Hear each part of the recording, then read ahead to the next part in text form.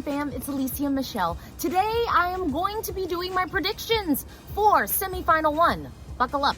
Are you ready for this? Hey Eurovision fam, it's Alesia Michelle. From Washington, D.C. Music can be feeling and fireworks. I got a new video. I got a new video. What do you think? Talk to me in the comments below. You know it. I made it. Hey, thanks. Hey Eurovision fam, it's Alesia Michelle. I'm ready to go. Eurovision fam, are you ready for the show? I got a new video. I got a new video. Now, I have to say, going into these predictions, this is probably the most difficult predictions I've ever done. Every year I feel like I'm able to just kind of put on my blinders, forget about the songs that I really love, and just kind of hone in on what I think will happen given like jury pass scores, track record, sort of variety and whatnot, and kind of like the trends of televoting and juries, as opposed to like what I just want to see happen. So if you're wondering what you think I just want to see happen, you should go look at my reaction to the running order. There I talk about the songs that I personally want to see advance, but this is like my predictions. So we're gonna go into this. Honestly, I think that it's hard. It's a tricky year because I don't think we completely know the pulse of where people are at. So I have to gauge a little bit where I think I'm sort of feeling, and the feel of my friends. All of the live streams I've had with you, all of the conversations on Twitter have been really helpful. And I just want to say thank you to everyone who has subscribed to my channel. If you're not subscribed, what are you waiting for? This is your chance to subscribe. I've got Eurovision content 24/7, and I am accredited this year. So I'm gonna be giving you my real talk reactions, thoughts, and views on all of the rehearsals, and of course getting some interviews with some of your favorite Eurovision 2021 participants. But without further ado, let's go into this prediction. I have always felt like I would like change my mind, and ultimately I do think I have changed my mind a little bit on what I think actually has happened. I do think the rehearsals are going to change my mind even more, but that's natural. That kind of always happens. But I think that Semifinal 1 is going to be just kind of a cluster. I just want to preface, this is not necessarily what I want to see happen, but it is the vibe that I'm getting. So let's just go into this, okay? I've got my notebook.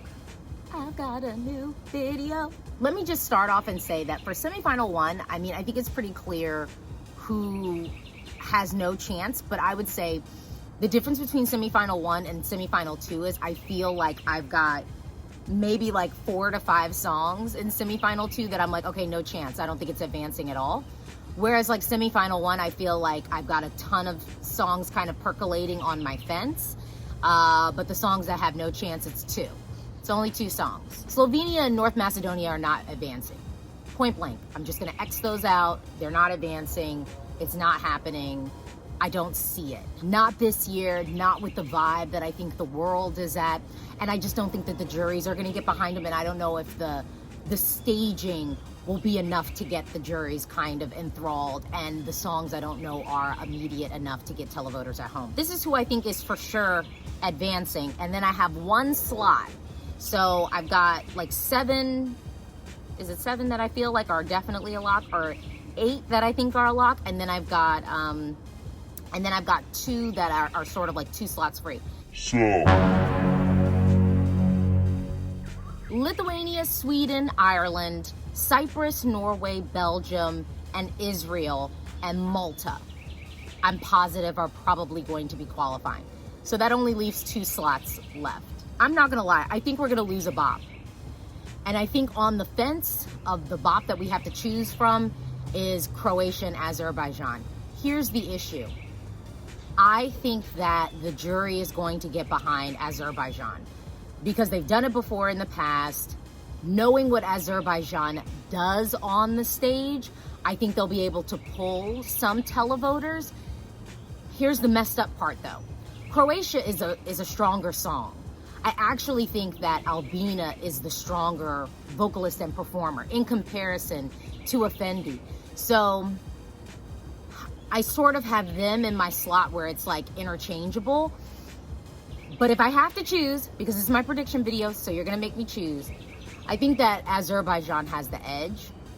And I don't think that they have the edge because I want them to have the edge. So all of you Croatian fans who are upset at me, don't be mad at me. Be mad at Azerbaijan. Because my brain went back to 2016. And arguably in 2016, like Miracle, Samra could not sing that song on stage.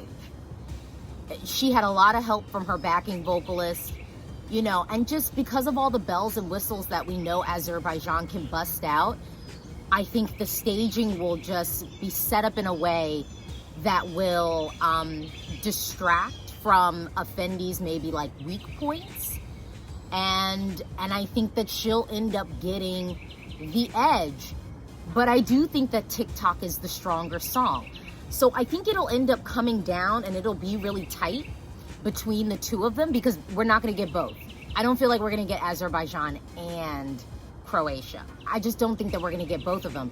And unfortunately, just given the trends of voting over the past couple of years, I think it's gonna come down to, yeah, the jury's gonna put Azerbaijan in, but I think the televote is going to put Croatia in.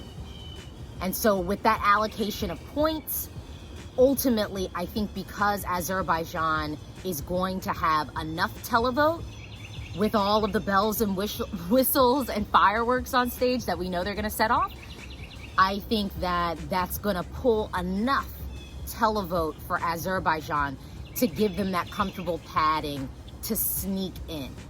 And I think Croatia won't get as much jury love as it probably should get. It's annoying, but yeah, because I would rather see Croatia than Azerbaijan at this point, to be honest. But I'm just thinking that Azerbaijan is going to sneak its way in. For my final slot, so here's my fence. Here's what I have on the fence right now. Because let's review again. This is who I think is going to make it through, for sure. Lithuania, Sweden, Ireland, Cyprus, Norway, Belgium, Israel, and Malta is a lock. And given the conversation I just had about Azerbaijan and Croatia, I think that Azerbaijan is probably going to steal Croatia's spot. I just feel it. I feel it coming. And you know, let me touch on Norway quickly. I don't want Norway to advance. I think that Norway is stealing the spot of another song. But I think because the song is so sonically familiar to those of us of a certain age, I think the staging is so camp and kitschy that I think some of the casual Eurovision viewers who are like, oh, this is Eurovision, like it kind of looks silly, I think that they're gonna vote for it, so there's gonna be some televote support. I think if that commentator comes in and does the whole like, this is Tix's backstory thing, I think that that will pull on some folks' heartstrings and add some context to the performance, the styling, the song and whatnot. I think if this song was in Norwegian, it would be in a better place with me. Personally, I think I could feel the song a little bit more because I do think it is nostalgic. It sounds like an Instinct B-side. Because of that, I'm not really into it. Like, I've graduated. I've graduated beyond the boy band, you know, formulaic pop track, because that is what Fallen Angel is. You know, it's not really building upon the genre. It's not really doing much new to it. And arguably, this is not even like the best song that Tix has done. Let's be real. He could do better than this song. But yeah, but I've gone ahead and begun to prepare myself for Norway to advance. I'm wondering if I prepare myself, if it'll lessen the blow of what I'm about to get to next. So the songs that I have on the fence right now are Russia, Ukraine, Australia, and Romania. I love all of these songs. These are like all some of the songs that I listen to the most from Eurovision 2021. I don't want to see any of these songs go. But it's crazy that a huge chunk of them will, because I've only got one slot left. And ultimately, I think with the buzz, with the track record, I'm actually thinking that Russia edges its way in. I think the press that the song has gotten, I think Manesia's just like energy and the way that she serves it, although I love all of these songs, I could see the juries padding this and giving this some shine. I can see televoters at home getting behind just like the kitsch and energy that she's serving with the entry. And so then if Russia edges through, then that means I'm saying Ukraine, Australia, and Romania won't. And that feels really heavy and awful to me. Y'all know how I feel about these songs. Y'all know how I feel about them. The idea of Ukraine not being in the final makes me mad. Like, it makes me mad because this is a song that I believe should be in the Eurovision final. And there's several of the songs that I think are probably going to qualify that I think Ukraine is far superior to. But you know what? This is the Eurovision Song Contest. We only got 10 slots. Only 10 songs can go through. It doesn't matter how much I love Australia's Technicolor. It doesn't matter how much I love Romania's song and what Roxanne is serving. Ultimately, I think it's going to come down to crazy split between the jury and the televote, and whomever has the most overlap are the songs that are going to be able to advance. I think immediacy is going to be big when it comes to this, and I think escapism is going to be big. We all want to go outside again, and I think the mood of folks is, if there's a little dip of escapism in your act, I think people are going to lean on that. I think the juries are going to lean on that and spectacular staging. Semifinal 1, Eurovision 2021. I think this is the toughest semi ever. And I'm saying it's tougher than 2016. Because 2016, I at least felt like I had some handle on who would qualify and who wouldn't. This year, it's like potpourri of crap. Because it's just like every road ends at me being upset.